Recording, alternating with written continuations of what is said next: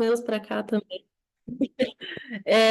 Mas reforço também as palavras da Mari. Em nome do Leon, fico super feliz de receber todos vocês aqui. Esse é um assunto que eu amo de paixão.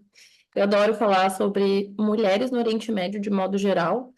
E quando a gente fala do Irã, é tanto tabu por trás e é tão pouco que a gente já sabe pouco sobre o Oriente Médio Árabe. Sobre o Irã, nossa senhora, é um universo de distância. Então, eu trouxe bastante coisa para a gente debater sobre. Eu optei por fazer a aula bem focada em movimentos mesmo, nessa questão de protestos. Vocês vão ver que eu vou puxar vocês desde antes de 79. Então, para quem assistiu as duas primeiras aulas do curso, espero que todos, vocês vão rever alguma coisinha comigo, e para eu ser gente boa com todos, eu vou dar uma pequenina nivelada para caso alguém, por alguma razão do universo, não tenha conseguido assistir alguma das aulas anteriores, tá? Então eu não vou deixar vocês também completamente abandonados. Eu prometo, tá? Deixa eu só pegar um negocinho aqui. Aí no final a gente vai ter um vídeo também super legal que eu estou muito animada para. Opa, esqueci de botar a tela cheia. Um segundito.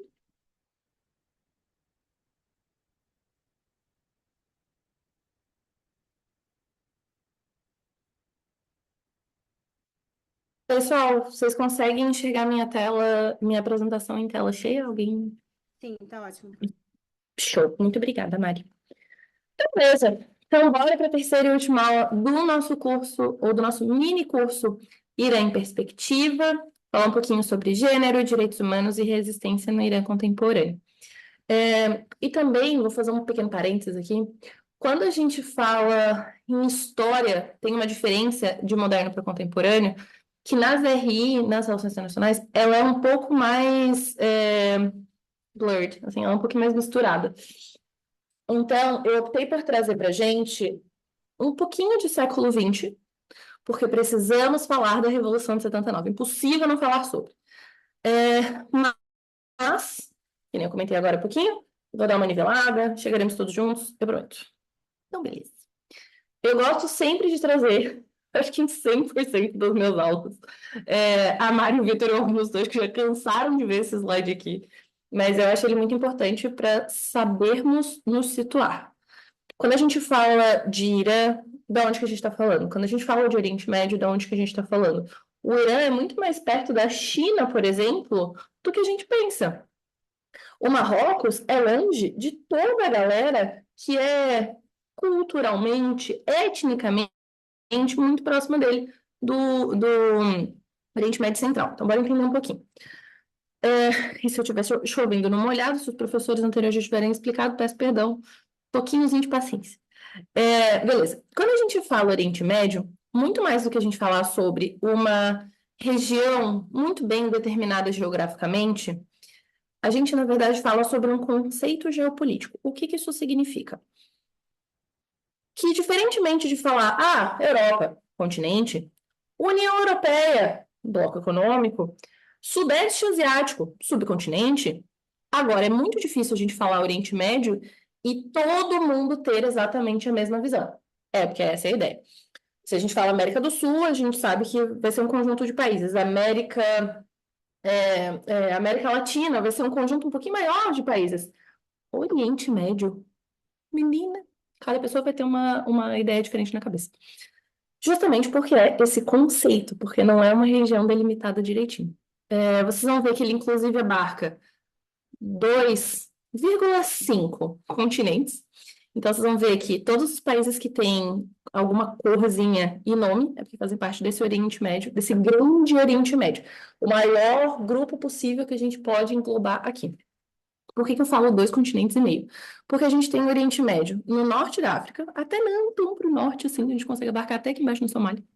A gente tem uma boa quantidade de Oriente Médio, com boa quantidade de países do Oriente Médio na Ásia, e a gente tem a Turquia, que é um país que faz parte de 2 continentes, né? Então, assim, tecnicamente, tá meio lá, meio cá.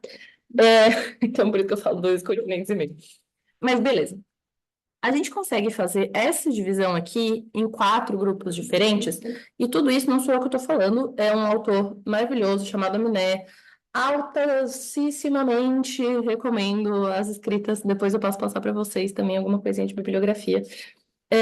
Junto disso, a gente teve vários outros autores, vários outros pensadores, vários outros historiadores muito importantes que ajudaram a formular mesmo esse conceito, essa ideia. E eu acho que eu já sei uma pergunta que está na cabeça de vocês, e eu já vou responder em breve. Sobre o Irã ser árabe e parte do Oriente Médio. Já vou falar sobre isso. Beleza. Então, a gente pode pensar como o Oriente Médio Central, que é essa parte aqui assim, esse quadrilátero meio tortinho que faz Egito, Turquia, Irã e Iêmen. Então, essas 4 pontinhas. A gente pode pensar o restante do Oriente Médio árabe. E percebam, o Egito, ele faz... árabe não, desculpa, africano. O Egito, apesar dele estar no continente africano, a gente engloba ele dentro de Oriente Médio Central. A gente pode falar também dos países, dos antigos países com Istão. E por que a gente tem essas diferenças? Porque se eu falar em termos de proximidade histórica, ou de países que passaram por processos. Fugiu a palavra. Eu passo o dia inteiro trabalhando em inglês, aí chega de noite o meu cérebro dá uma travada, eu peço perdão a todos. A gente fala sobre países que passaram por processos semelhantes de. Gente, que agonia, me fugiu a palavra. Que horror. Tá, enfim. De civilizações que aglutinaram todos eles, ou que aglutinaram boa parte deles, inclusive, para quem se lembra, não sei se vocês chegaram a ver nas aulas anteriores, mas caso não, talvez você se lembre muito vagamente lá para trás das aulas de história. Quando a gente fala do Irã, um outro nome que vem à mente é Pérsia. O Irã, hoje, é a antiga Pérsia, só que bem menorzinho.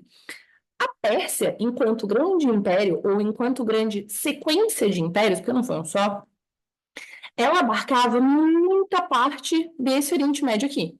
Inclusive, essa Pérsia, ela chegou, perdão, até o norte da África, chegou a alcançar um pouquinho o sul da Europa, e um dos meus fun facts favoritos é que essa Pérsia, esses impérios persas, eles eram tão relevantes, tão influentes, que a gente tem um movimento que saiu dali, chamado Persenato.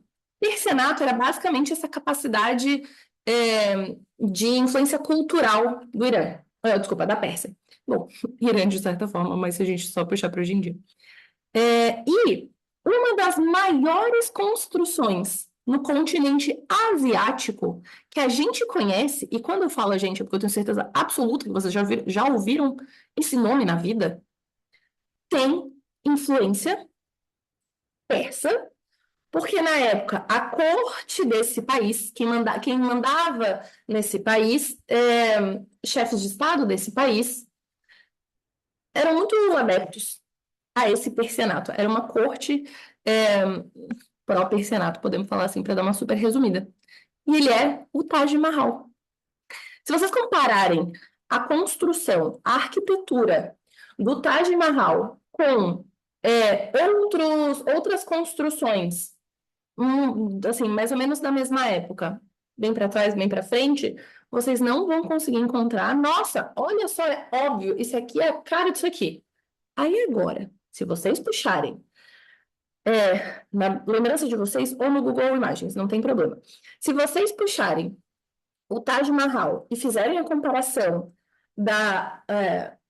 dos elementos arquitetônicos principais, gente, ele é um xerox de construções persas daquela época, de construções no Irã daquela época. Então, olha só, quando a gente fala sobre o Oriente Médio, e ainda mais quando a gente fala de Irã, a gente está falando de um universo que carrega muitos, mas muitos séculos de história, mais de milênio de história. E nós aqui no Brasil pensando, nossa, que legal, minha cidade completou 300 anos. Para dar uma pequena humilhada nos brasileiros. Mas aqui a gente está pensando muito para trás. Por que isso aqui é relevante? Tá, não falei, tá. Tô pensando aqui na estrutura. Porque a hora que a gente pensa, ai, qual que é a mentalidade iraniana? Gente, tão complexo, tão complicado. Para quem assistiu às aulas anteriores, repito, espero que todos, vocês provavelmente vão lembrar que existiu uma parcela da população muito considerável que pediu, foi às ruas protestar pela, é, pela queda do regime do Shah, do Reza Pahlavi Shah, do Mohammad Pahlavi, desculpa. Bom, mais chato também. Mas do filho, nesse caso. Foi às ruas pedir a derrubada desse cara, a derrubada do regime, porque esse regime era muito fechado, era muito ocidentalizante, ele não tinha a cara do Irã, ele não tinha a cara da população do Irã. E daí, dali, eu tô dando, assim, um resumex que Jesus Cristo, mas enfim. Mas, assim, parte da população foi às ruas pedir, inclusive mulheres. Eu já tô dando esse spoiler, daqui a pouquinho eu vou falar sobre. E aí a gente tem um Irã hoje com uma cara com... Ai, meu Deus, tô com soluço, desculpa. Gente, eu tô grávida, e grávida tem soluço a cada 30 segundos.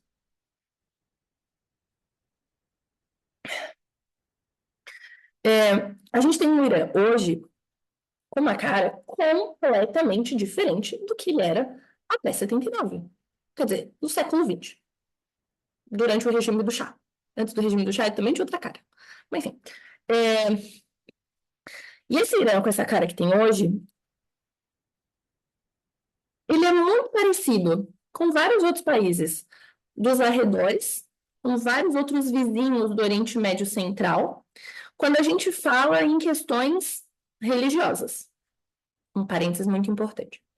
Existe uma diferença imensa, que eu quero que vocês tenham em mente, entre o que está na religião, o que está nos escritos sagrados, de qualquer religião que lhes vier à mente, não tem problema. No caso aqui, a gente está usando o Islã, mas poderia ser qualquer outro. Tem uma enorme diferença entre isso, entre o que o profeta falou, entre como as pessoas interpretaram, entre como ele viveu, entre as diferentes interpretações dessa religião, diferentes interpretações possíveis dessa religião, e o que o governo instaurou, ou instaura. Então, o que o governo manda ou desmanda as pessoas fazerem em nome da religião é uma interpretação de que aqueles elementos estão seguindo pura e fielmente os livros sagrados. Nem sempre isso é real. É bem debatível. Então, para eu dar um micro nano exemplo para vocês, que é uma coisa que eu também sempre trago para a gente debater no grupo de estudos que a Mari falou agora há pouquinho, sobre mulheres e feminismos no Oriente Médio, quando a gente fala do Corão, o livro sagrado do Islã, uma religião que começou lá em 600 e bolinha. Uma das novidades que a gente teve ali era o estabelecimento de algumas regras. Dentre essas regras, igualdade de direitos para homens e mulheres em várias coisas diferentes. Aí vocês falam, duvido, mentira! Pois que sim, a gente tinha elementos como, tinha e segue tendo, né? No caso, ninguém reescreveu o Corão. Temos elementos como direito ao divórcio, direito da mulher a escolher quem ela quer casar, direito das filhas mulheres à herança, tanto quanto na exata mesma proporção do que os filhos homens. Uma série de outros elementos que, se a gente puxa para hoje, a gente fala, o que eu conheço do Islã, o que eu conheço das mulheres muçulmanas é sofrimento. O que eu conheço dessas mulheres é assim, uma cratera, não é nem um gap, uma cratera de espaço entre direitos das mulheres e direitos humanos, que no caso seriam direitos dos homens, nesse contexto específico. Isso é muito diferente. O que aconteceu? E, até onde eu sei, eu estou falando como se eu fosse uma pessoa comum, sem esses conhecimentos. E até onde eu sei, o governo faz isso em nome da religião. É exatamente por isso. que eu digo para vocês que existe a religião, existe os escritos sagrados, existe interpretações possíveis, existe o que o profeta fez ou deixou de fazer, existe se isso é levado em consideração também pela interpretação das pessoas, e aqui é um dos elementos que a gente tem de diferença entre sunitas e xiitas, por exemplo. Os sunitas, eles não vão levar em consideração a vida do profeta, os ensinamentos do profeta, os ensinamentos não, perdão, as ações do profeta no dia a dia dele. Quando eu falo profeta, é Maomé. Ou Muhammad, como vocês preferirem chamar, um é em português, o outro vai ser em árabe. O que ele viveu no dia a dia dele também é considerado como ensinamento pelos xiitas, mas não é pelos sunitas. Então, essa é uma das pequenas diferenças. Tem trilhares de diferenças. Essa é uma delas. Mas voltando. E aqui, quando a gente fala, mas não foi, pelo que eu entendi, era o quê? O governo abre o Corão, lê ali o que está escrito, fala, ok, vou criar um conjunto de leis chamado Sharia. Essas leis vão ser no que eu vou basear as leis, né, dos homens aqui no meu país. Pois é.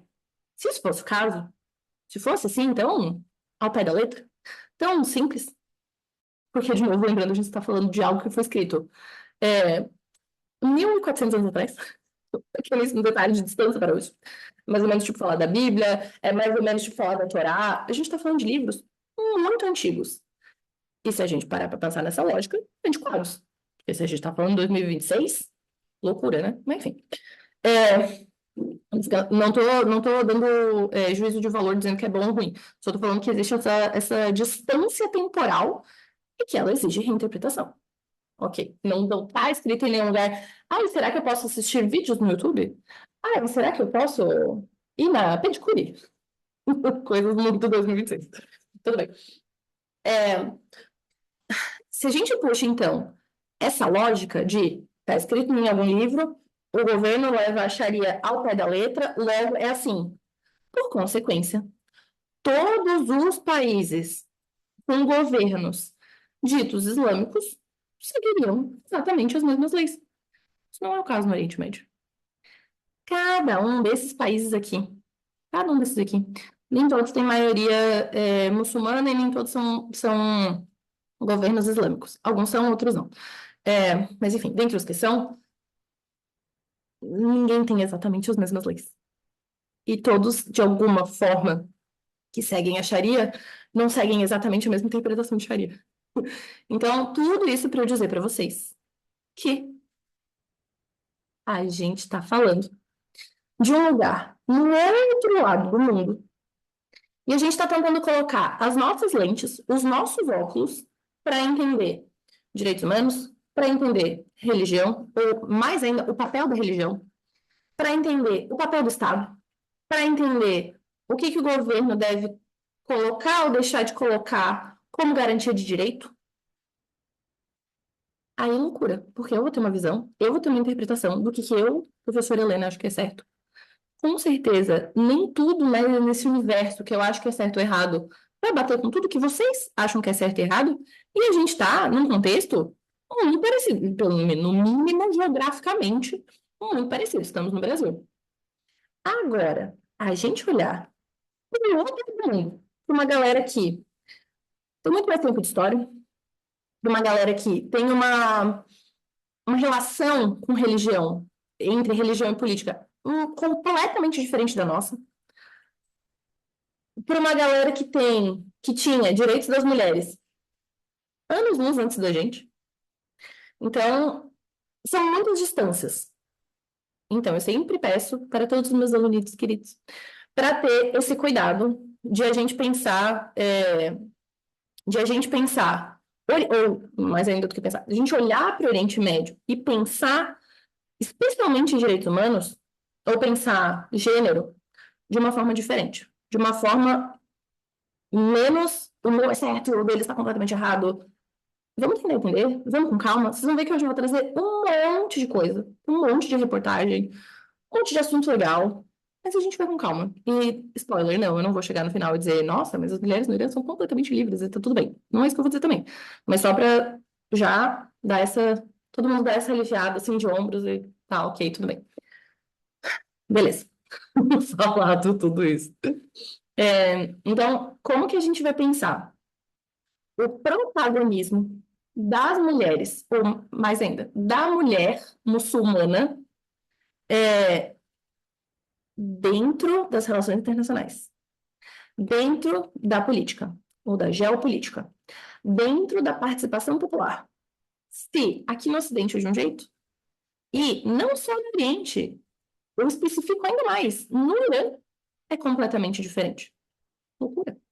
Ah, agora que eu me dei conta, eu comentei antes sobre que esse assunto é tão denso que eu vou falando as coisas eu vou esquecendo de dar pontinhos no meio. Mas eu esqueci agora um pouquinho quando eu comentava das diferenças entre sunitas e xiitas. Tem um ponto muito importante que conecta isso aqui no Irã, que é o Irã, ele é o maior país. é, Nossa, peraí, buguei. Ele é o país com maior população xiita do mundo. E daí vocês me perguntam, por que raios? O xiismo, ele nasce no Irã, muito antes dele ser Irã. O xiismo, ele nasce ainda no Império Persa. Perdão, falei, viu? Eu tenho muito soluço. Ele nasce lá para trás no Império Safávida, um dos principais impérios persas antigos. A gente tem os Safávidas, os Sassânidas e os Aquemênides. E ele vai nascer bem lá atrás, nesse racha, nesse distanciamento aqui. Mas isso não necessariamente significa que, lá atrás, do momento que foi concebida essa vertente ou essa interpretação do Islã, automaticamente todo mundo era, não sei, radical, extremista, louco, todo mundo odiava mulheres. Então, assim, sempre que vocês ouvirem esses radicalismos de discurso, analisem com calma, por favor. A única coisa que eu peço. E outra coisa interessante, que é quando a gente fala sobre, aí não especificamente do Irã, mas do Oriente Médio de forma um pouquinho mais ampla. Quando a gente fala de religião aqui no Brasil, Ocidente de modo geral, a gente tem muito clara essa diferença. O que é religião, o que é política é política. Mentalmente a gente sabe essa diferença. Significa que em todos os lugares isso é assim? Uma linha muito clara dividida? Não. Se a gente parar para analisar, a gente tem bancada evangélica. Então, assim, não estamos assim nessa super distância entre religião e política também. Beleza. O que eu posso fazer ou deixar de fazer na rua, perante leis, é uma coisa, perante religião vai ser outra coisa. Beleza.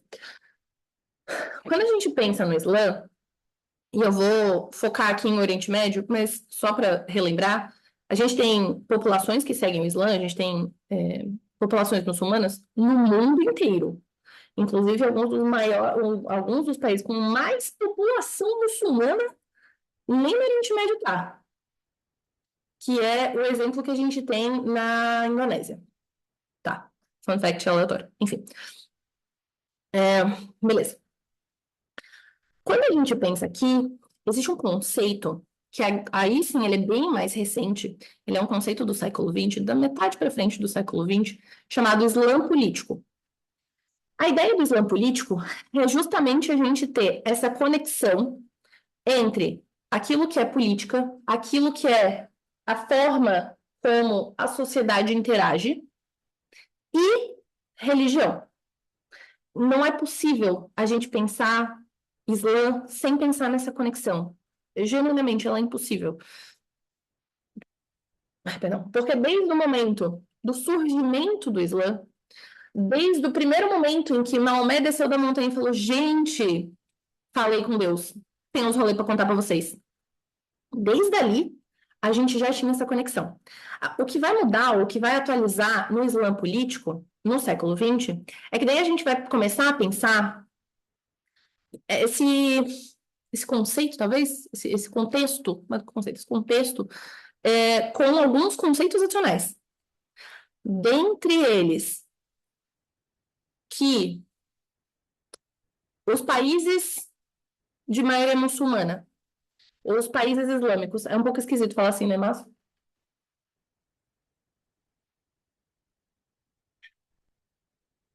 eles devem tomar para si, novamente, a cara que eles tinham antes do século XX. Por que o século XX tem isso? Agora vocês vão lembrar da aula passada. Onde a gente tem a Revolução Islâmica Iraniana de 1979. O que estava acontecendo antes dessa revolução? O regime do Shah. O regime, ou dos Shahs, né? Porque foi pai e filho. O regime do Shah, ele tem elementos muito peculiares. Estou tentando fazer, não, tentar não colocar valor aqui. Mas ele tem muitos elementos peculiares. Dentre esses elementos, a gente está falando de uma ditadura, a gente está falando de um espaço, de um momento na história onde não havia participação popular, você não podia ir às ruas protestar, pedir, votar, exercer sua democracia. Isso não era uma possibilidade. Por outro lado, a gente tinha liberdades que hoje em dia a gente não tem mais. A gente no Irã, né? Que hoje em dia a gente não tem mais. Dentre essas liberdades, já vou dando um spoilerzinho. Deixa eu ver se está aqui ou se está no próximo. Vou pular dois, depois eu volto. Dentre essas liberdades, a liberdade de se vestir. A liberdade de não ter que usar o véu. Uma sequência, falando de mulheres, né? Perdão, esqueci de dar esse ponto. Contudo, porém, todavia, esse artigo aqui que eu trouxe para vocês, ele é super legal. Vocês vão ver que a aula inteira é link, assim, tudo é link para vocês entrarem, para vocês analisarem artigos, para vocês olharem fotos. Eu tentei trazer, assim, da forma mais didática possível. Como chama? Esse artigo aqui de cima é desse primeiro link. Ele é sensacional. E nesse segundo aqui também é muito legal, fala sobre movimentos feministas nesse contexto, nesse momento do regime Pahlavi. Só que, o que tudo parece lindo e maravilhoso e muito legal, as mulheres são livres e poderiam usar mini saia e biquíni, e de fato hoje elas não podem mais. De fato, hoje as mulheres no Irã não podem ir à praia de biquíni, não tem essa possibilidade. Aqui, nesse momento do regime do Shah, tinha a retirada de alguns elementos completamente característicos à parte da população. E aqui eu digo parte, porque é impossível a gente pensar a população iraniana como um todo, assim como, assim, em uníssono, assim como é impossível eu pensar a população brasileira em uníssono. Meu Deus, a gente quer cair no pescoço do amiguinho se ouve que o amiguinho tem uma opinião política divergente da nossa. Aqui, um dos elementos que a gente tem para exemplificar isso que eu estou falando é que o regime do Shah baniu todas as possibilidades de uso de vestes islâmicas. Você fala, nossa, que bom, ótimo, as mulheres podem viver como elas querem. Tá, elas podem viver como eu quero que elas queiram viver. Elas podem viver como eu acho que tem que ser. Elas podem viver com conexão bem ocidental, né? Ocidentalizante, modernizante, secular. Não tem religião inclusa aqui. Beleza. Mas não é assim, ai, mas fica tranquilo, você pode ter a religião que você quiser. Não. Então, uma parcela da população que via nas manifestações, olha que loucura, que plot twist aqui da vida. Uma parte considerável da população iraniana que via na Revolução Islâmica Iraniana de 1979 a possibilidade de poder se reconectar com o seu passado, de poder se reconectar com a democracia, com poder escolher. Eu sei, foi tiro no pé, mas assim, parte da galera só descobriu isso depois. Com poder escolher quem você quer como presidente, de poder escolher se você quer ou não usar hijab, vestes islâmicas, ok. Aí, no caso, foi meio que tiro no pé, né? Porque depois você não tinha a possibilidade de não usar também. Mas tudo que eu quero trazer para vocês é justamente isso. A gente foi de um momento em que as mulheres eram obrigadas a seguir regras sociais, e que no fim eram leis mesmo, mas regras sociais ocidentalizantes versus hoje em dia, que elas são completamente opostas. Aí aqui, nesse momento aqui que a gente tem a Revolução de 79. Tudo isso, para eu terminar de explicar, o que raios é o Islã político?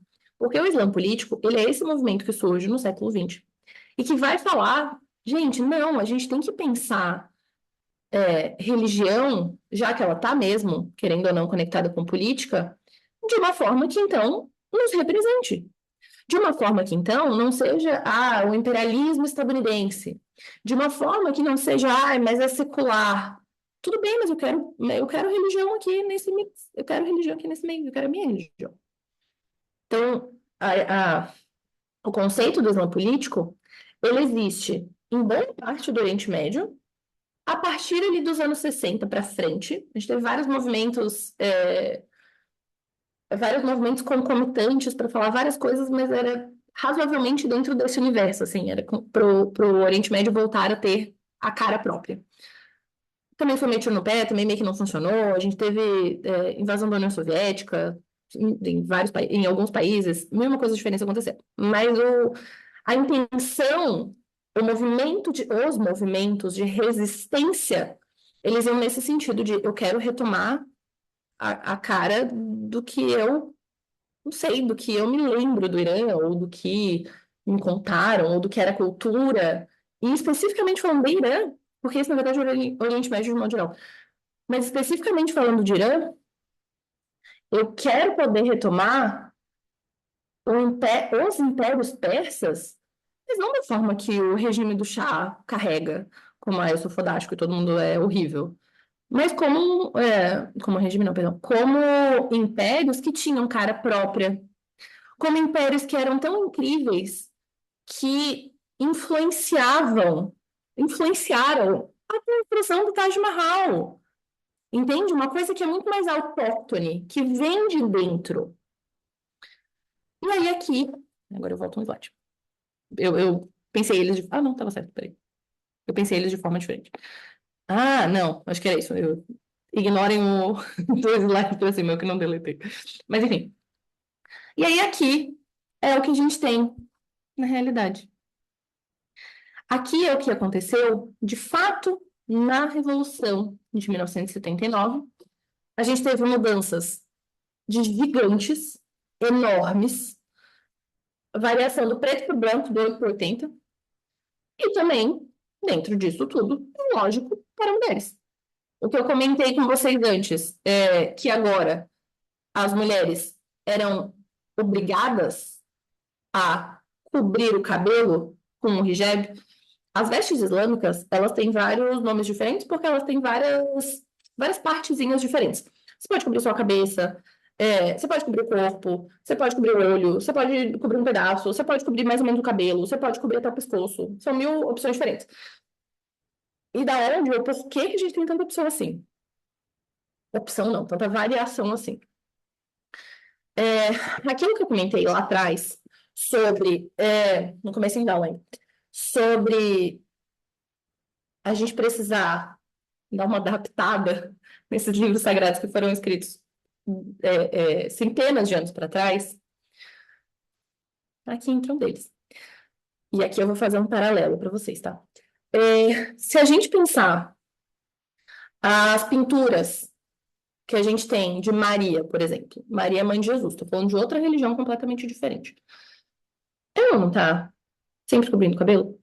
Cobrindo a cabeça? Quer dizer, sempre é meio forçado, né? Mas é pintura, não é foto, mas enfim. Mas é muito comum a gente saber, ótimo, a gente imaginar, e agora a gente já sabe por história, a gente já sabe por, ai meu Deus, não fugiu a palavra, por sítios arqueológicos, a gente já sabe por mil e uma razões diferentes, que naquela época, de fato, as mulheres se cobriam. Era algo regional, ótimo. Era algo contextual. Regional também, deixa eu dizer. E dali, a gente puxa também, consequentemente, ok, estou começando aqui a falar de cristianismo, mas eu podia muito bem estar. Ai, minha filha está me dando uns chutões. Mas eu podia também, muito que bem, estar falando do judaísmo. Até hoje, existem vertentes do judaísmo em que as mulheres cobrem o cabelo. Aí vocês falam, cobre o cabelo? Eu nunca vi mulher judia de véu. Até tem, mas enfim. Aí eu vou contar pra vocês um plot twist muito louco, talvez um fun fact. Elas, elas dentro de uma vertente específica, ai, cujo nome agora me fugiu, eu peço perdão, daqui a pouquinho já vai vir. É, elas cobrem o cabelo com peruca. Então também é uma forma de se cobrir.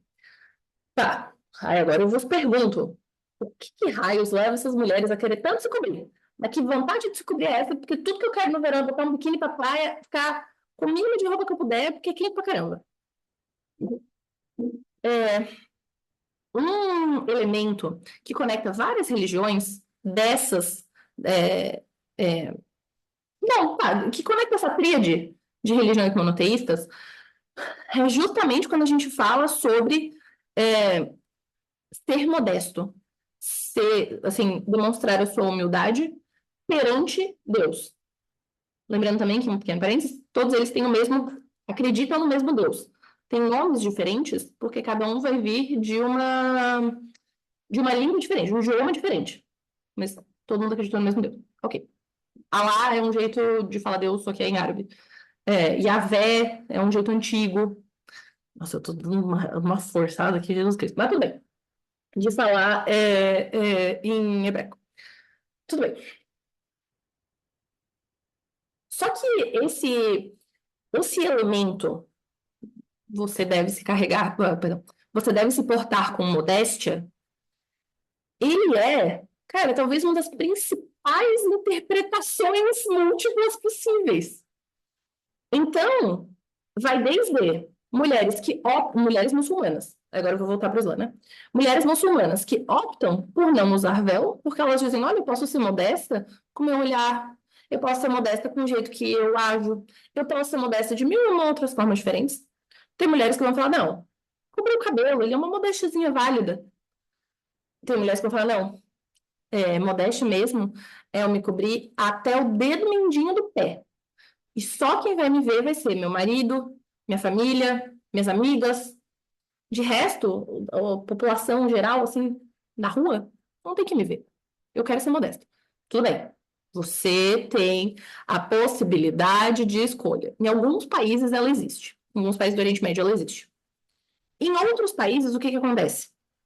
Lembram aquilo que eu comentei mais cedo sobre a diferença entre o que está escrito nos livros sagrados versus as múltiplas interpretações das pessoas, das sociedades que por ele passaram, versus ainda como que o governo carrega aquilo ali, como que o governo transforma aquilo em lei, o governo não, o Estado, perdão, como que o Estado transforma aquilo em lei?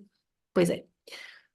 Países no Oriente Médio têm diferentes estados, que bug, tem diferentes governos. E cada um desses estados vai ter a sua própria interpretação, que vai colocar como lei obrigatória, por uma lei, o que as mulheres devem ou não devem fazer para se apresentar de forma modesta. No Irã, existe uma lei, desde 79, em que as mulheres são obrigadas a usar o hijab. Elas não são obrigadas a cobrir o corpo inteiro. Em alguns outros países a gente tem essa lei, aqui a gente não tem. Mas elas são obrigadas a usar o véu, independente se elas são muçulmanas ou não, se elas são iranianas ou não, independente se elas são o ET de Varginha ou não. Elas vão todas ter que usar o véu. Ponto. Desde 79. No primeiro momento, aí agora a gente vai começar finalmente, a resistência das mulheres no Irã. No primeiro momento em que as mulheres perceberam isso aqui, começaram a perceber que estava acontecendo, elas falaram, putz, droga, tiro no pé, errei. Eu queria poder escolher se eu usava ou não hijab. Não é que eu queria que eu e todo mundo fosse obrigado a usar. Daí não. Daí ficou ruim. Daí não era isso que eu tava pedindo. Pois é, que pena. Foi isso que ganharam. Nossa, ficou horrível essa minha fala, perdão. Mas enfim, foi isso que aconteceu.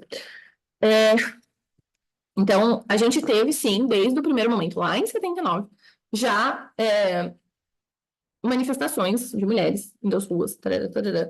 Nesse momento que ainda estava tudo meio pegando fogo, e que ir às ruas protestar ainda era, assim, um pouco mais viável, talvez.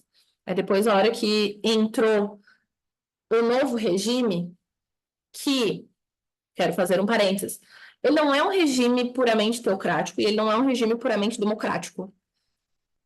Ele é um regime particularmente iraniano, muito específico, porque assim, as pessoas podem ir votar, inclusive as mulheres, podem ir às ruas votar para quem elas querem como presidente. Contudo, porém, todavia, esse presidente, perdão, os candidatos a esse cargo da presidência são pré-selecionados por um comitê, um petit comitê, que é o. Ai, me fugiu a palavra agora. Conselho de Guardiões, que é justamente. Não, Conselho de Guardiões é outro. Bom, enfim, um comitê que vai analisar se esses candidatos, caso se tornem presidentes, se eles vão seguir à risca aquilo que foi acordado na Revolução Islâmica Iraniana de 79. Vocês falam, pô, cara, é que é 2026, né? Tá meio atrasado isso aqui. Estou eu aqui reclamando, não sei, de alguma lei aqui brasileira que tá meio desatualizada há alguns poucos anos. Pô, cara, 79. Loucura. 79 para cá. O quanto que mudou no mundo, o quanto que mudou. Podemos falar só o foco dentro do Irã, não tem problema. Quanto que mudou as sociedades, quanto que mudou o uso da tecnologia, quanto que o mundo olha para as liberdades femininas. É muita coisa. Para a gente pensar em manter exatamente o mesmo formato, repito, é loucura. Mas enfim, eu não estou falando que tem que ser da forma que eu, Helena, acho que é certo. Isso foi um cachorro, perdão.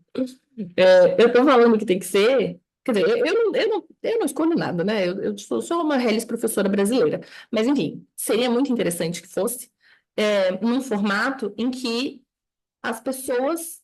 Se é para ser democracia, então é para ser democracia. As pessoas vão escolher.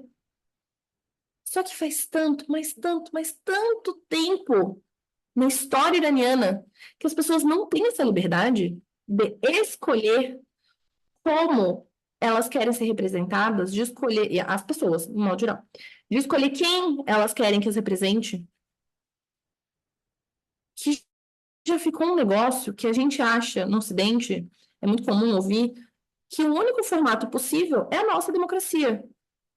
Eles criaram um jeito novo, tudo bem, essa Revolução de 79 não é o formato mais, assim, que agrada a todos. Mas quem sabe, e isso a gente puxa para o Oriente Médio de modo geral, quem sabe não é um momento de, no Oriente Médio, que seja dentro do Irã, não tem problema, a gente repensar as estruturas para aquele contexto, para aquele cenário. Numa logística que faça sentido, que tenha representação social, que também tenha Islã político, se for da vontade das pessoas, que não seja ocidentalizante. Eu não preciso ser com a minha cara. A minha cara é uma, a dele vai ser completamente diferente.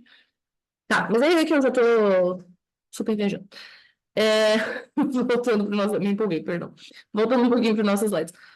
Meus alunos já estão habituados que eu tenho um pouquinho de déficit de atenção, eu tenho dificuldade de me manter na mesma, assim, numa sequência muito lógica. Eu vou fazendo 212 paralelos. Tudo bem. Outros elementos que aconteceram também em 79, nessa revolução, que afetaram diretamente mulheres. Bom, que afetaram pessoas. Eu trouxe um aqui pra gente, por exemplo, o banimento do álcool, que é muito comum no Oriente Médio, de modo geral. E aqui, uma curiosidade muito interessante. Isso sim, a proibição do álcool, ela é um elemento que está no Corão.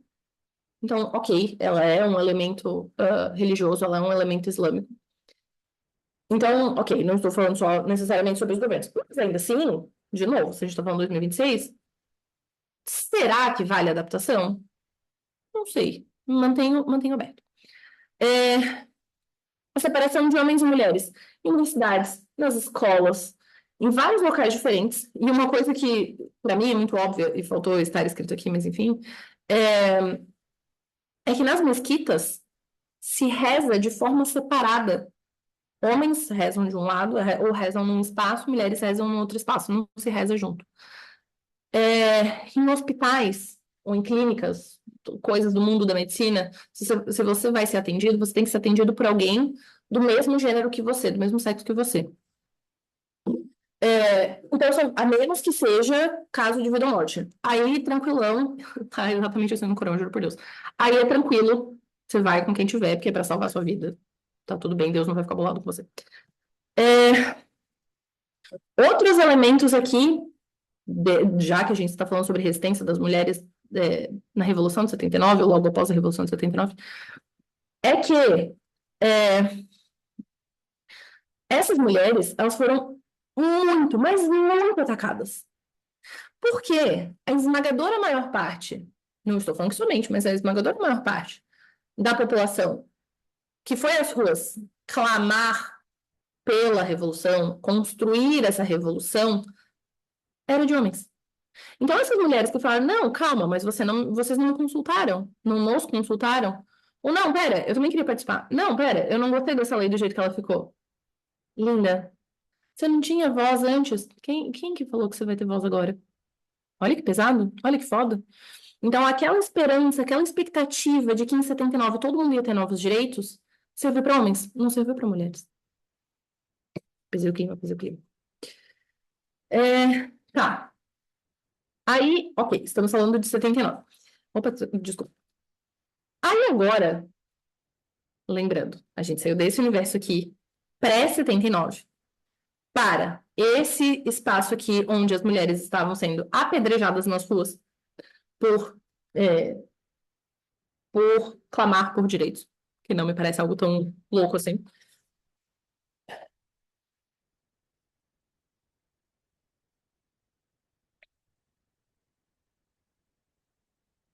Deus permita que essa grávida termine essa aula. Para. Vamos quebrar um pouquinho, então, tudo isso aqui. Não tudo isso aqui, né? Mas vamos quebrar um pouquinho essa. é, Ai, meu Deus, não fugiu a palavra, peraí. As conclusões que geralmente as pessoas vão carregar depois daquilo ali. O que que é muito comum a gente ver as pessoas falando. A Revolução de 79 foi horrível, destruiu as mulheres, destruiu os direitos das mulheres, destruiu tudo que havia de bom no Irã, que até então era incrível. Lembrando que era um regime antidemocrático, mas tudo bem. Mas ele era maravilhoso, depois dele ficou tudo horrível, e as mulheres não tinham mais um direitinhozinho sequer. É... Pois é. O Irã é hoje um dos países é, com muito orgulho no mundo em que existe mais mulheres do que homens nas universidades. Sim, as mulheres continuam estudando. Loucura. E mais mulheres do que homens nas universidades, nas áreas de exatas, que é STEM, que é ciências, tecnologia, engenharia e matemática. Engenharias e matemática. Então, assim, a gente pensar esse cenário, você fala, não, mentira. Ah, a professora mentiu para mim, eu duvido. Pois é, isso aqui não sou eu que eu tô falando, eu não tirei do meu bolso. Isso aqui, quem tá falando, é um relatório que foi apresentado pelo Conselho de Direitos Humanos na Assembleia Geral da ONU. Então, quem sou eu, uma Reles prof, só aqui mostrando para vocês esses dados. Apesar de o Irã não fazer parte, deixa eu ver. Ai, gente, eu botei de um jeito que eu não gostei essa estrutura. Aqui, ó. Apesar de esse elemento, eu prometo que eu vou estruturar não, eu vou organizar de outra forma esses slides antes de mandar eles para vocês. Mas sim, vocês vão ter acesso a todos os slides. Esqueci de comentar isso no começo, perdão. De ser um dos 6 membros das Nações Unidas, da Organização das Nações Unidas, né? Então, que não faz parte, que não assinou a Convenção pela Eliminação de Todas as Formas de Discriminação contra Mulheres. Isso, eles falam, não. Aí too much também, linda. Não, aí forçou. Os critérios, eles são muito mais peculiares e ditos islâmicos. Lembrando, existe um gap enorme, um buraco aqui entre o que é a religião e o que é a interpretação de cada estado. Tudo bem. É, para, tudo bem. Mas dentre esses múltiplos elementos terríveis, não estou falando que eles são legais, isso não foi, apesar de ter parecido sarcástico, não foi. É, existem alguns artigos que falam o contrário. Então, tem uma parte da Revolução de 79 que também considerou direitos das mulheres. Principalmente, assim, o foco desses pontos é justamente a educação. Então, a gente acha que as mulheres não podem ir para a escola? Não, isso nunca aconteceu. Elas têm salas diferentes, cenários diferentes. Até pode ser que a aula, no fim do dia, até pode ser um pouco diferente. Mas não é um negócio tipo. Ai, como é que é o nome? Um negócio tipo. Socorro, Deus. Tipo Malala no Afeganistão. Que ela foi lutar para as garotas poderem ir para a aula, ponto. Afeganistão é uma coisa. Irã é outra coisa, completamente diferente. Quando a gente fala de educação mesmo, anos diferentes. E daí que eu trouxe para vocês dois desses pontos. No artigo 20 da Constituição de 79, todos os indivíduos, independente do gênero, carregam ou podem carregar direitos humanos da exata mesma forma, de forma política, de forma econômica, de forma social, em esferas culturais. Aí vocês falam, bah, loucura então, porque esse artigo aqui ele está sendo assim mastigado, dobrado e jogado no lixo. Sim. Quem sou eu para dizer que não? Sim. O artigo 21, ele fala da necessidade de proteger os direitos das mulheres. Vejam o plot twist, meus amigos. Então, já vemos aqui uma outra distância, que eu falei para vocês, entre religião e Estado. Aqui a gente tem mais uma distância ainda. Religião, Estado e governo. Porque se são os governos mais atuais, no Irã, os responsáveis, por exemplo, pela morte da Masha Amini, que eu já vou falar daqui a pouquinho, que é a menina que ficou com um pedacinho de cabelo para fora do véu e foi morta pela polícia, então, essa polícia não está seguindo as diretrizes que estão no artigo 21 da Constituição iraniana de 79, que ainda acontece até hoje, que ainda funciona até hoje, que está em vigor até hoje. Eu sei, isso é chocante. Beleza. E daí fala da responsabilidade do governo, das instituições, tarará, tarará. E falando um pouquinho mais sobre essa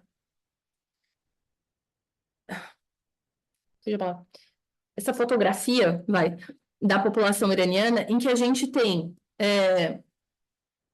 uma onda de mulheres altamente educadas, médicas muito, assim, muito fodas na medicina, muito fodas na ciência, muito fodas no direito, muito fodas nas artes.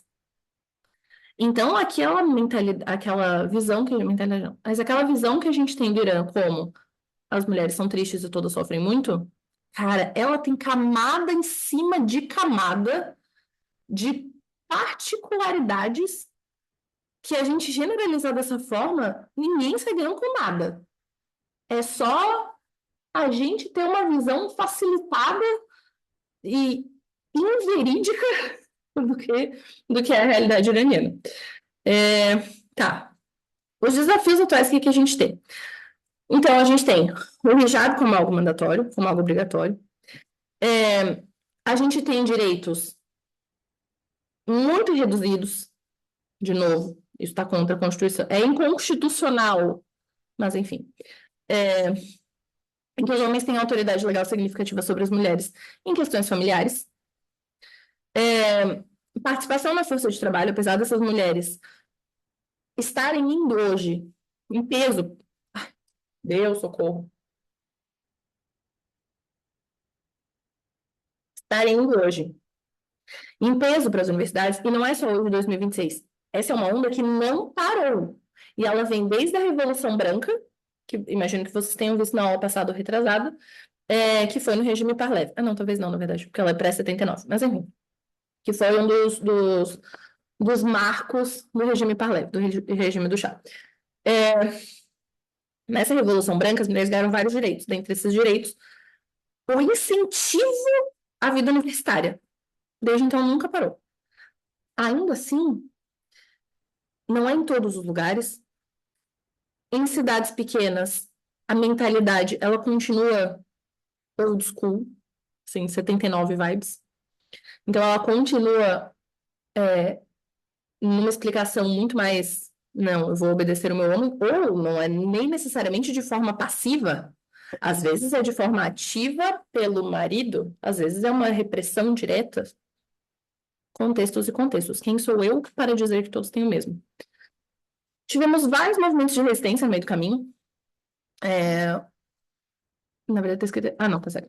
Woman Life Freedom, já vou falar um pouquinho, que é da Machamini. Várias campanhas por reforma, várias. E a gente tem nesse meio do caminho, olha que legal, muitas mulheres iranianas, muitas mulheres iranianas em destaque. A gente tem aqui mulheres ganhadoras de prêmios. A gente tem aqui, que nem a gente viu agora há pouquinho, a maior parte dos cursos de STEM, né, meio que de exatas, liderados por mulheres. Então, gente, não é falta de querer. São outras camadas, são outros degraus. Beleza. De novo, aí quando a gente fala, nossa, mas a Masha Mini, eu sei, eu tô dando spoiler, mas a Masha Mini, que é essa menina que ficou com um pedacinho de cabelo pra fora, nossa, nenhuma mulher no Irã podia ficar com o cabelo pra fora?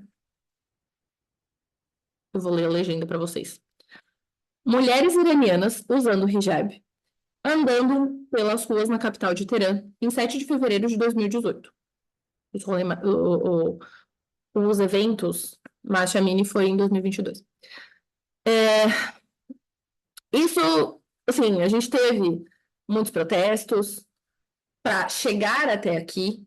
As mulheres iranianas nunca pararam de fazer resistência. Elas nunca se contentaram com, sim, realmente, não, os homens mandam agora a partir de 79, isso não aconteceu. Por outro lado, não, junto a isso, também não foi um cenário de, elas não ganharam direito nenhum. A gente teve, assim, baby steps. Mas a gente teve. E como vocês podem perceber, o simples fato de ter um pedacinho de cabelo para fora não é em si um problema. Eu vou repetir. Existe uma lei obrigando as mulheres a estarem plenamente cobertas. Mas existe uma certa, foco no certa, flexibilidade, dependendo do seu status social, dependendo de onde você está. É lógico que na capital vai ser muito mais tranquilo, muito, vai ser mais tranquilo. Com mostrar o cabelo, com necessariamente andar junto a um homem. Então, esse conjunto de leis que a gente tem, nossa, é leis com asterisco, porque essa flexibilidade contextual, ela é tudo para entender as mulheres no Irã hoje. Não existe falar das mulheres no Irã hoje e dizer todas sofrem, ou não, isso é mentira, elas não sofrem, todas são super livres. Estamos andando para mega liberdade. Também não. O que eu quero de vocês é justamente esse discernimento, esse senso crítico de olhar para reportagens, para vídeos, para o que quer mais que seja, que dão essa jogada assim para um lado ou para o outro, e que vocês tenham essa noção. Gente, eu já estou terminando meu falatório imenso, eu prometo. Tá, vamos falar um pouquinho da marcha mínima, então. Vai ser o meu último ponto, e daí a gente vai pro vídeo, eu prometo. O que raios foi isso aí? Inclusive, esse artigo aqui, gente, ele é muito legal. Muito, muito, muito legal. Eu não botei o link, que tansa. Tá, vou botar o link. Vocês estão vendo que todos os outros têm links, né, para vocês entrarem e tal. Esse aqui eu passei. Mas enfim, depois eu ponho o link antes de mandar para vocês. Mas o ponto aqui o que aconteceu foi basicamente, existia uma menina chamada Márcia Amini, que, de 22 anos, eu vou ler para vocês o topozinho ali, a partezinha de cima. Aqui. Era uma menina iraniana, curda. E é relevante falar que ela é curda, porque no Irã, diferente de boa parte dos países do Oriente Médio, existe uma pluralidade étnica bem considerável. Então, no Irã, eu não tenho só a população de maioria étnica persa. Quer dizer, desculpa, eu não tenho apenas população persa, etnicamente falando, né? A maioria, sim, ok, é persa, mas tem vários outros. Vários, vários, vários, vários. É, se a gente parar para analisar, inclusive,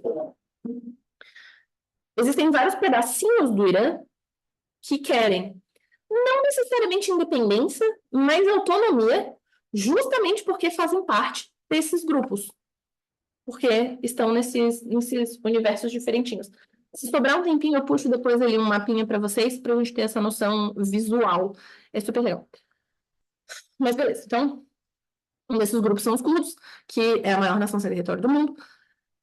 E a Masha Mineira é uma menina curda. Eu falo Masha, mas não é Masha. A massa. A mim. Beleza. Existe no Irã, esqueci desse detalhe, existe no Irã um reforço dessas leis de 79, dessa Constituição de 79, mas, de novo, só das leis que o governo quer naquele momento, porque a gente acabou de ver artigos constitucionais que vão outra coisa, mas tudo bem. Que chama Polícia da Moralidade. A Polícia da Moralidade é isso que vocês estão pensando mesmo. É uma força policial que vai atrás das pessoas para ver se elas estão ou não seguindo os elementos de moralidade social, coletiva e individual acordados lá para trás em 79. Beleza. Um desses elementos é que as mulheres devem estar com o cabelo coberto. Lembrando, asterisco. Enfim. Aqui, a menina estava em Teherã, estava na capital. Então, aquela flexibilidade que eu falei para vocês, aqui já não estava funcionando. Apesar de ser o local onde deveria ser um pouco mais tranquilo, já não foi. Então, não só essa bolha, ela é social, ela também é étnica, ela também é regional, ela também é um milhão de outros elementos. Tudo bem. Essa bolha de asterisco, né? De flexibilidade. E essa menina tinha um pouco de cabelo para fora, exatamente igual vocês estão vendo, metade do que vemos na foto aqui. Tá. A polícia levou ela em custódia, sob custódia, perdão. E de repente, assim, coincidências da vida, essa menina nunca mais saiu. Essa menina foi morta, ou morreu, não sabemos como, um grande mistério do universo, é, na delegacia. Eu acho que a gente já viveu uma ditadura militar no Brasil e tem uma noção razoável de que as pessoas não morrem assim. Ainda mais se elas forem detidas por uma polícia da moralidade. Elas não simplesmente têm, sei lá, um AVC e morrem no chão, né? Então, podemos desenvolver aqui com senso crítico o que aconteceu. Ela foi levada para o hospital, mas entrou em coma, não resistiu. E as autoridades falam que não, menina, olha a coincidência. Ela teve um ataque cardíaco, ela tinha uma condição cardíaca pré-existente. A polícia falou, gente, isso ela nunca teve. O corpo da menina estava inteiro, é, com roxos, assim, com machucados. Então, de novo, o senso crítico nos leva a entender o que aconteceu. Tudo bem. Gente, isso aqui foi o estopim de uma sequência de protestos e movimentos de resistência muito, muito, muito intensos. Muito legal de olhar, assim, né? A gente teve momentos em que, não sei se, e que é o Women Life Freedom, não sei se vocês chegaram a ver vídeos, mas tinha mulheres que iam às ruas, não só tiravam o véu, assim, na cara de todos, da polícia, cortavam o cabelo com tesoura, assim, normal de casa, cozinha. A gente teve protestos massivos, não só em Teherã, em várias cidades do Irã. Porque apesar de a gente achar que Irã é um daqueles países que é minúsculo, só tem a capital e uma cidade pequena, na verdade tinha bastante cidade grande também, além de Teherã. Enfim, e a gente viu o nascimento desse movimento aqui. Mulher, vida, liberdade. Woman, Life, Freedom. Eu tô falando inglês, mas obviamente ele é em Farsi, né? Obviamente, você está dentro do Irã, ele é em Farsi, que é o idioma que se fala. É, mas enfim, daqui, de fato, a gente teve a flexibilização de algumas leis, de fato tem mesmo. Eu queria trazer uma foto para vocês muito específica que eu vi esses dias e eu não achei, fico muito triste por não ter achado. Mas eu vou tentar fazer vocês chegarem até ela mentalmente. Era basicamente uma banda de rua, com tipo assim, violão, algo que parecia um cajón, aquelas caixas assim que a gente batuca, inteira, com várias gurias, com vibe universitária, um véu bem meia boca, cobrindo o cabelo, assim, bem mequetrefe. Era de noite, e é assim, uma roda de música que tem várias pessoas. E é uma vibe muito. Você olha para aquela foto, passa uma vibe muito gostosa. E ninguém ali foi preso, foi morto, foi torturado. Então, de fato, a gente teve Ai, não, leveza, me fugiu a palavra. Enfim, de fato, a gente teve essa tranquilização, também não é essa palavra, mas enfim, de várias leis, só que isso não significa que elas foram reescritas. Isso não significa que a Constituição foi reanalisada. E, poxa, nem precisava reanalisar a Constituição de novo, a gente poderia só partir desses dois elementos aqui, dos artigos 20 e 21. E também não foi isso que aconteceu. Mas, ainda assim, a gente teve algum pedacinho de esperança de mudança. E agora a gente vê os protestos mais atuais que estão acontecendo no Irã, que por mais que a gente tenha parado de falar sobre eles, eles não acabaram. Eles não sumiram magicamente.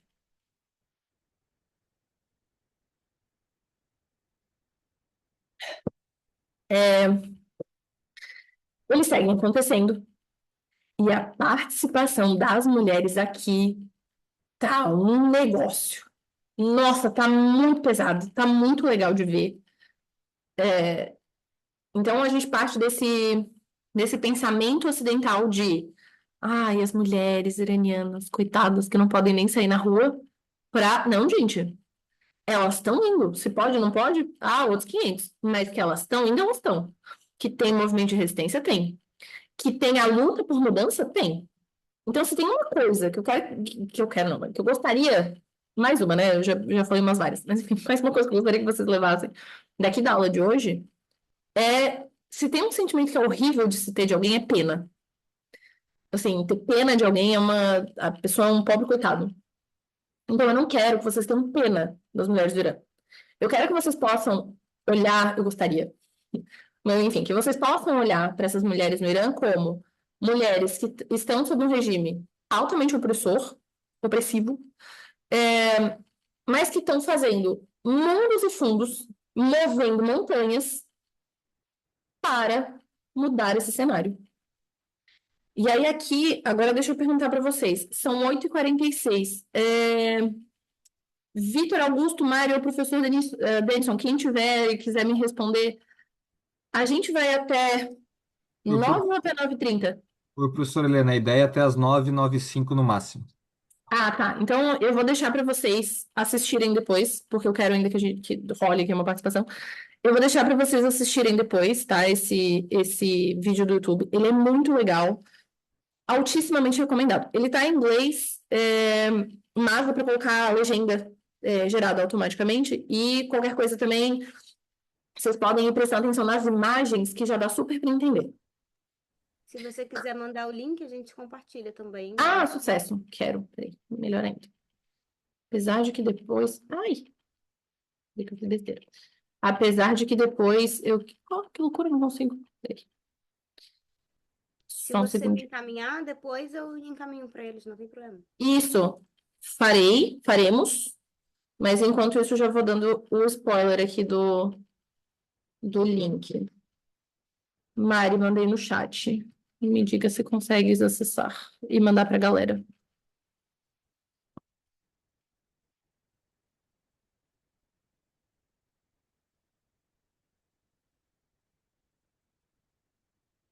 Então, meus queridos, minhas queridas. Abriu aqui. O que que é, Mari? Desculpa. Abriu aqui, sim. Tá, maravilha. Então tá. Então, depois vocês vão ter. Depois vocês vão receber. Se a Maria quiser mandar no chat, enfim. Então, gente, agora, depois desse meu monólogo gigantesco de 1 hora e um tanto, é o momento de vocês, é o espaço de vocês. Dúvidas, questionamentos, dores políticas, dores geopolíticas, dores feministas. Não sei se eu vou saber responder tudo, mas farei meu máximo. Pode ser crítica, fiquem à vontade, né? Eu não faço questão nenhuma que todo mundo concorde comigo plenamente, porque senão seria muito chato. Então, podem mandar aí o que lhes vem à mente. Tem algumas questões no Q&A. Professora, só uma Manda, Lu. informação antes da. Primeiro, agradecer a sua super importante, necessária e fundamental aula sobre a questão das mulheres, principalmente no Irã hoje em dia. Como acho que eu faço muito coro do que tu disseste, não precisa ter pena e sim orgulho das mulheres iranianas, isso é muito importante. Só uma informação agora que chegou no chat o link de formulário de presença da aula. Então. Quem ainda não preencheu, preencha, por favor, que dá direito ao certificado de presença no curso. Pessoal, também o Q&A está aberto.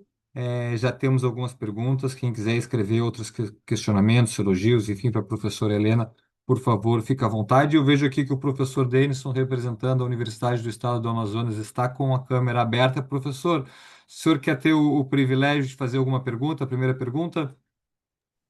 Com certeza. Por favor. Inicialmente, eu acho que a fala da senhora é muito fofa, assim, falando algo de muito sério, mas com uma humanidade muito grande.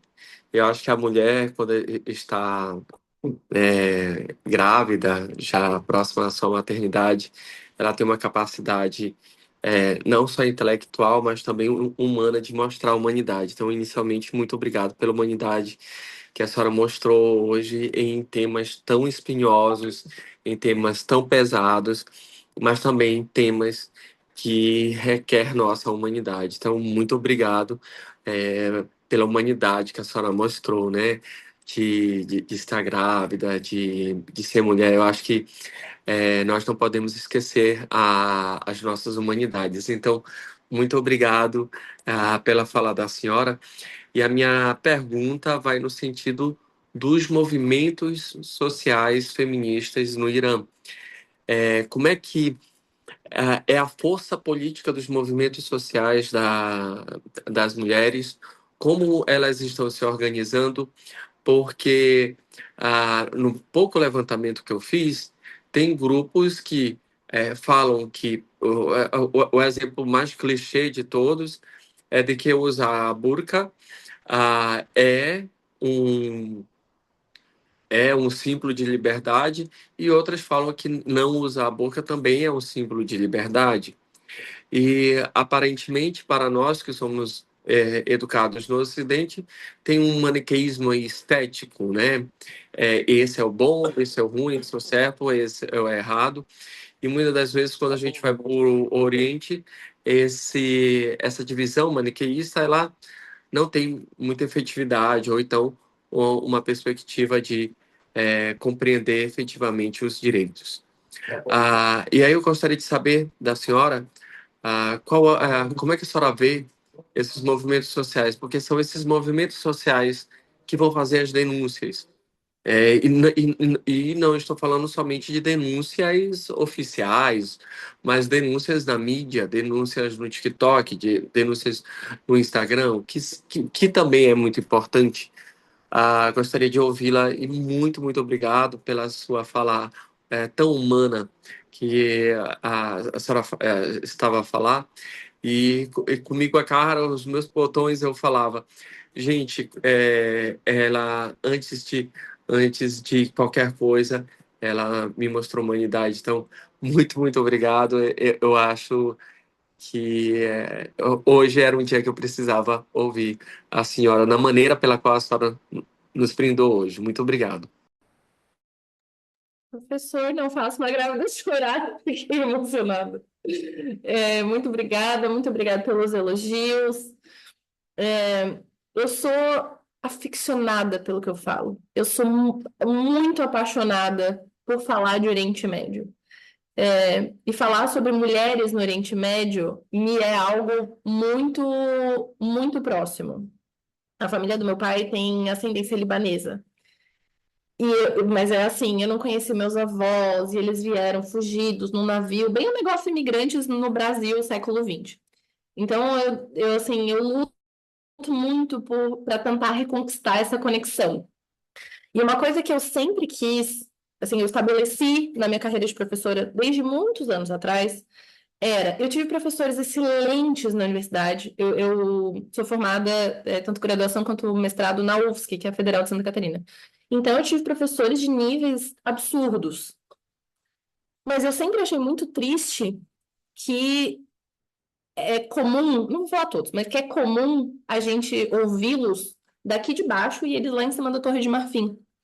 E eu prometi para mim mesma, muitos anos atrás, que eu não ia deixar isso acontecer, que eu nunca ia deixar os meus alunos se sentirem menores do que eu, simplesmente porque eu sei um tema que eles não sabem ainda, que se eles estudarem um montão, capaz de saberem mais do que eu, mais rápido do que eu aprendi. Então, nesse sentido, eu sempre faço muito questão de usar um vocabulário que aproxime mais as pessoas, de usar essa metodologia de ensino, usar imagens, a forma de explicar, gráfico, pensar, assim, aulas mais perto das pessoas. Então, muito obrigada. Isso realmente é um dos meus objetivos de vida enquanto professora. Tá, agora eu vou responder a sua pergunta em duas partes também.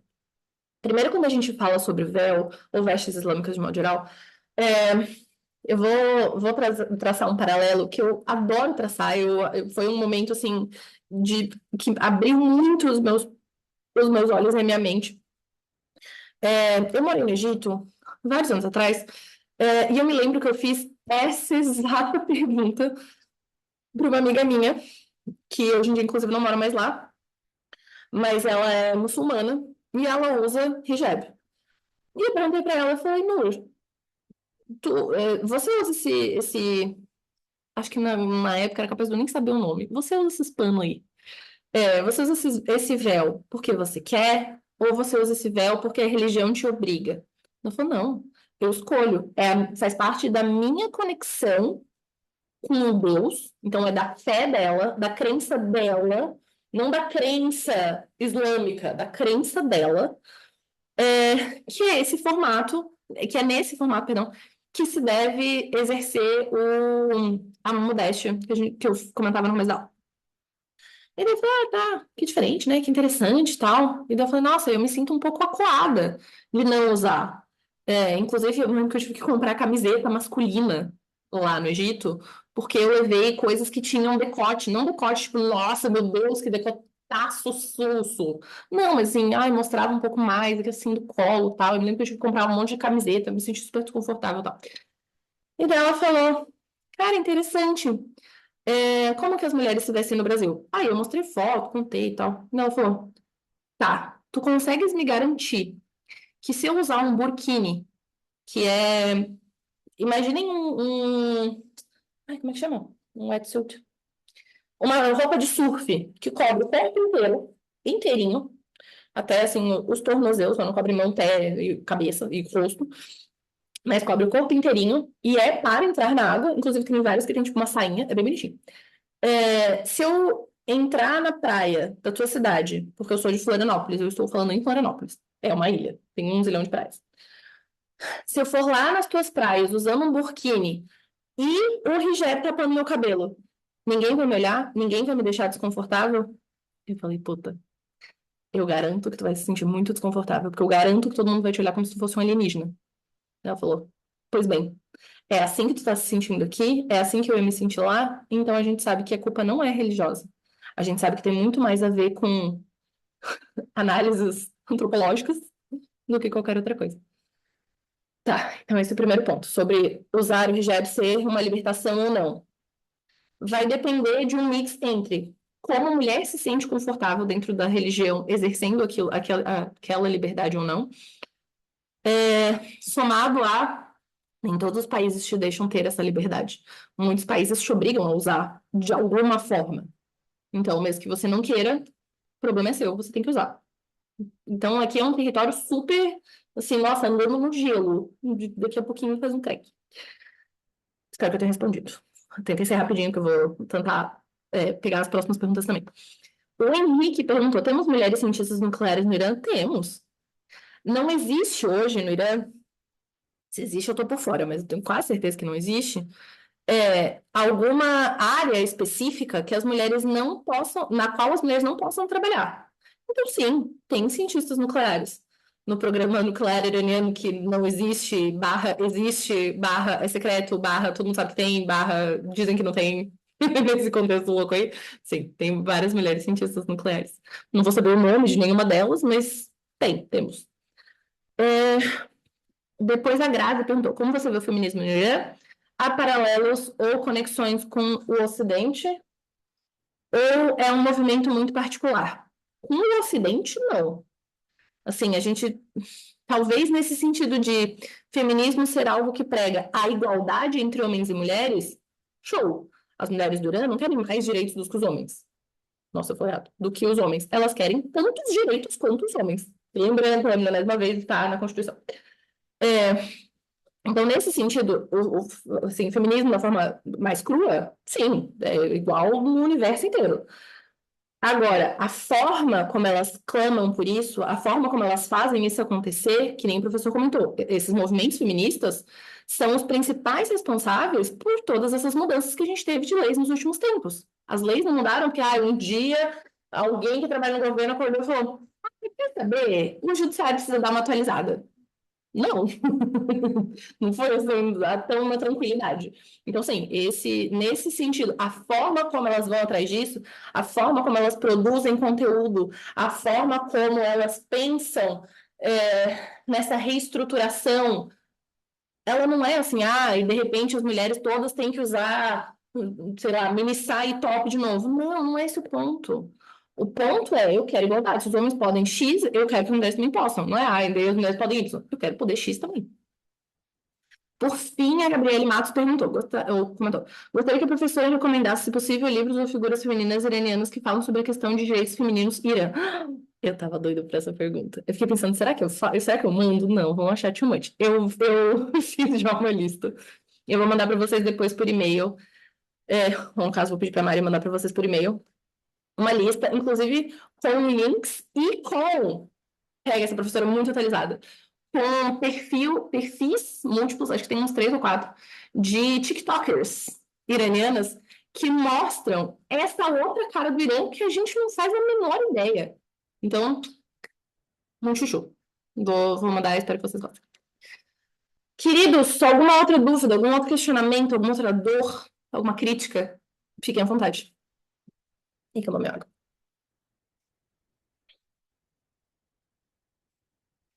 A Heloísa mandou agora. Gostaria de saber, se possível, como estão as relações diplomáticas entre Brasil e Irã. E uma notícia essa semana que existe uma embaixada, mas não um embaixador / diplomata responsável no local. Opa, essa informação eu tô por fora, Elô, perdão. Que não tem um embaixador, talvez esteja em um momento de troca, eu genuinamente não tenho essa informação. O que eu posso fazer, eu posso pesquisar e eu mando para vocês depois, no mesmo e-mail que a gente vai mandar 302 outras coisas. Mas, via de regra, a política externa brasileira, ela é muito pacífica, talvez eu possa dizer. Então, o Brasil não compra briga. A última guerra que a gente participou foi a Guerra do Paraguai, foi 150 anos. Somos um país, assim, que quer essa paz. Ou um país, tem gente que vai olhar para isso e falar, nossa, em cima do muro, não se decide nada sobre nada nunca. Pois é, mas a gente chefiou a MINUSTAH, mas a gente esteve presente em uma série de tentativas, de tratativas de acordos de paz, inclusive entre israelenses e palestinos. Olha isso aqui, lá em 2004, 2006. E eu estava ouvindo ontem, acho, que essa semana o Trump chamou. Aí agora vai ser bem caos isso que eu vou trazer. Mas o Trump chamou algumas figuras para participarem daquele. Como é que é o nome? Do Conselho de Gaza, Conselho de Nova Gaza. Conselho Acho que é Conselho. de Gaza. Desculpa, Mari, repete? Conselho de Paz de Gaza. Esse, muito obrigada, do Conselho de Paz de Gaza. Ele chamou o Lula. E daí agora o Lula tá lá se virando nos 30 para pensar se faz sentido ou não ele participar. Mas o ponto é, o Brasil é tão não queremos guerra com ninguém que fomos chamados a participar. Então eu acho improvável que nossas relações com o Brasil, entre Brasil e Irã, estejam completamente cortadas. Elas sofrem seus altos e baixos, especialmente quando tem esses momentos de manifestação contra o governo que a gente concorda com a população. Agora, dizer que não tem embaixador, putz, não sei. Ó, a Vitória, acho que respondeu a sua pergunta. Há um embaixador, inclusive acabaram de convidar o meu amigo para um evento que irá ocorrer na embaixada. Adorei! Nossa, muito legal, que pessoa conectada. Então pronto, tá aí a sua resposta. Lindes, algum outro questionamento? Lindos, lindas. Por enquanto, nenhuma outra pergunta aqui também. Show. Então, para a alegria do Augusto, acabei antes de 9h05. Cronometrado, professora. Gente, muitíssimo obrigada. Obrigada a participação de vocês. Obrigada pela atenção. Seguimos com uma quantidade considerável de participantes.